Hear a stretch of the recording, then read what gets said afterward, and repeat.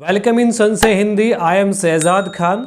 आजकल हर कोई अपने घरों में पेड़ पौधे लगा रहा है ताकि उसके जो घर की खूबसूरती है वो बढ़ जाए और जब वे सुबह बालकनी में बैठे एक कप चाय प्याली को चुस्किया ले लेकर अपने खूबसूरत गार्डन में बैठकर अपनी चाय को पूरी करे। जैसे हमारी ज़िंदगी के अंदर हवा का एक इम्पोर्टेंस रोल है, इसी तरीके से हमारी ज़िंदगी में पेड़ पौधों का भी एक मुख्य महत्व है।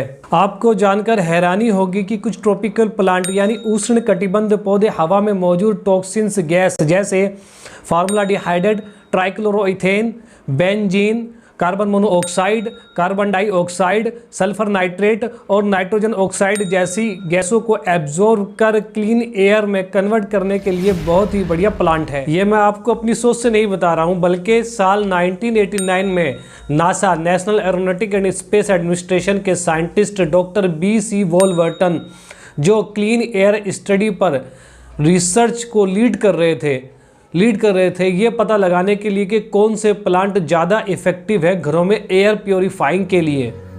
उनकी रिसर्च में 29 ऐसे प्लांट मिले जो हम आमतौर पर घरों में इस्तेमाल भी करते हैं, जैसे draft date palm, Boston fern, spider plant, Chinese evergreen, bamboo palm, weeping fig, devil's ivy वाई, इंग्लिश आईवी वाई और पीस लिली।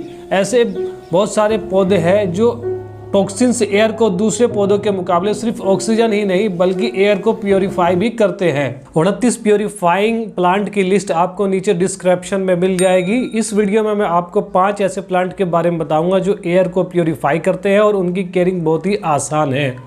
इससे पहले मैं आपको बता दूं, इंडिया में एयर पोल्यूशन पर सबसे पहला कानून 116 साल पहले अंग्रेजों द्वारा 1905 में बंगाल स्मोक न्यूसेंस एक्ट बना, जिसका पहली बार में उल्लंघन करने पे 2000 रुपये का जुर्माना और दूसरी बार में 5000 रुपये का जुर्माना था। ये वाकई ही उस वक्त का बहुत सख्त कानून था। आज़ाद भारत में 1982 में वायु प्रदूषण कानून बना।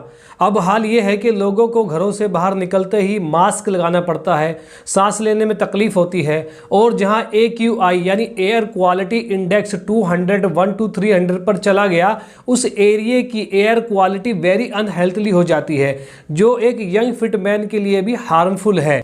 ऐसा नहीं है कि गवर्नमेंट ने इसके ऊपर काम नहीं किया है। इनफैक्ट नेशनल लेवल पर जलवायु परिवर्तन मंत्रालय की ओर से नेशनल क्लीन एयर प्रोग्राम और ग्रीन गुड डीड जैसी योजनाएं बनी हैं।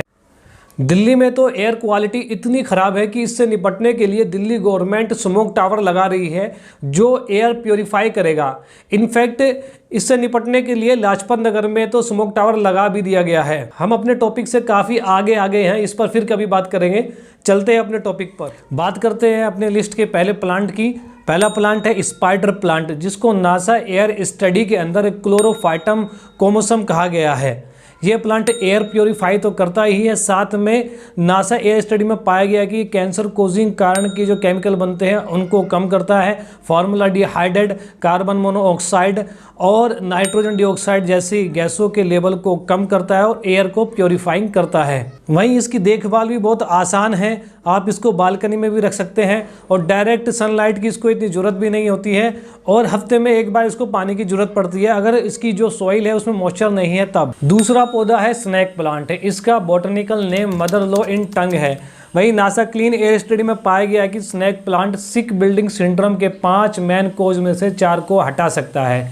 इसी के साथ ही ये हवा के अंदर से formaldehyde, carbon dioxide, benzene, xylene, toluene से सेफ रखता है। इसकी देखभाल भी बहुत आसान है, यानी जब तक पॉट की मिट्टी खुश्क ना हो जाए पानी डालने की ज़रूरत नहीं है, यानी हफ्ते में एक बार। वहीं इसको आप चाहो तो बालकनी में भी रख सकते हैं, डायरेक्ट सनलाइट की इसको इतनी ज़रूरत नहीं पड़ती है। बढ़ते हैं अगले पौधे की तरफ। तीसरा पौधा है money plant. It's NASA study name is devil IVY. It is known as for its ability to remove toxins and chemical in the air and it is also increase air purifying. इसकी देखभाल भी बहुत आसान है। इसको भी हफ्ते में एक बार पानी चाहिए होता है या फिर इसकी मिट्टी जब खुश्क हो तो इसमें पानी डालना है। इसको भी डायरेक्ट सन की कोई इतनी ज़रूरत नहीं होती है। ये भी घर में लगाने के लिए बहुत ही अच्छा पौधा है।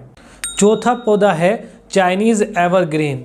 ये भी घर में लगाने के लिए बहुत ही बढ़िया पौधा है। इसकी खासियत ये है कि ये रात को भी बाकी पौधों के मुकाबले ज़्यादा ऑक्सीजन देता है। इसीलिए नासा ने अपने अंतरिक्ष यात्रियों के लिए बाकी ट्रॉपिकल प्लांटों के साथ चाइनीज़ एवरग्रीन प्लांट को भी लगाया था। इसकी देखभाल भी बहुत चीप और बहुत सस्ती है कि इसको भी हफ्ते में एक बार पानी की ज़रूरत होती है। जब इसकी मिट्टी में मॉइस्चर कम हो जाए तो पानी डालने की ज़रूरत है, डायरेक्ट सन की इसको भी कोई खास ज़रूरत नहीं होती है। लास्ट में है एलोवेरा, इसको कैसे भूल सकते हैं। एलोवेरा का जो साइंटिफिक नेम है वो एलोबार्बाडेंसिस मिलर है। वहीं एलोवेरा हवा में से कार्बन डाइऑक्साइड और कार्बन मोनोऑक्साइड को एब्जॉर्व कर लेता है। ये भी घरों में लगाए जाने वाले लाभकारी पौधों में से एक है। एलोवेरा वही मेडिसिनल प्रॉपर्टी के लिए भी प्रूव हो चुका है, जो ना सिर्फ एयर प्योरीफाइंग बल्कि ब्यूटी प्रोडक्ट और मेडिकल पर्पज में भी काम आता है। इसकी देखभाल भी जीरो है, यानी इसमें पानी देने की कोई खास ज़रूरत नहीं है। इसको आप बालकनी में भी रख सकते हैं, सूरज की जो रोशनी है उसकी भी कोई खास इसको ज़रूरत नहीं होती है।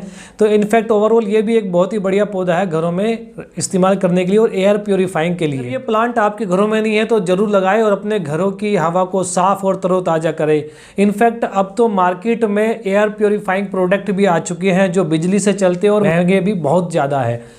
और ये प्लांट तो एक प्राकृतिक की देन है जो आपके घरों की सुंदरता और हवा को तरोताज़ा करते हैं। उम्मीद करता हूँ वीडियो इन्फॉर्मेटिव लगी होगी।